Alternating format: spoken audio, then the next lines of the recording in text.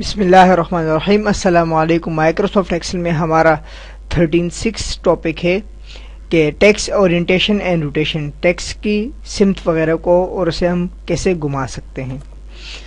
सबसे पहले A1 cell की तरफ आएंगे और इस पर राइट क्लिक करेंगे और फॉर्मेट सेल पे आएंगे। यहाँ पे हमारे पास ओरिएंटेशन का एक टैब बना हुआ है।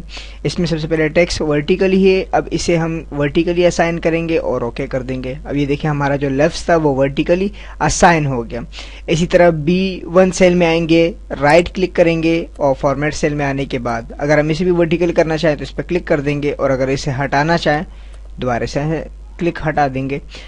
और अब हमने इसे रोटेट करना है। रोटेट करने के लिए अब हमें क्या करना पड़ेगा कि हम यहाँ से जिस तरह भी हम अपने वर्ड को रोटेट करवाना चाहते हैं इस तरह हम इसे रोटेट करवा सकते हैं। जैसे यहाँ 45 डिग्री पे, इस तरह -50 हो गया, -45, -60, इस तरह। या स्पिनर की मदद से भी हम अपने मर्जी से कोई भी इसे पॉइंट दे सकते हैं। इस तरह मैंने 45 पॉइंट दिया, इसे ओके किया। अब ये देखिए बिल्कुल यहाँ पे आ गया। अब अगर हमने इसे दोबारा फॉर्मेट देना हो तो हम इसे यहाँ से भी फॉर्मेट दे सकते हैं। जैसे कि हम यहाँ से सेंटर कर देते हैं वर्टिकली भी और हॉरिजॉन्टली भी। अभी देखो बिल्कुल सेंटर में हमारे पास आ गया। अगर इसमें हमने मज़ीद एडिटिंग करनी है तो वो भी कर सकते हैं और ये तमाम एडिटिंग मैं आपको माइक्रोसॉफ्ट वर्ड में करा चुका हूँ। मिलते हैं अगले ट्यूटोरियल में। अल्लाह नेहकेबान।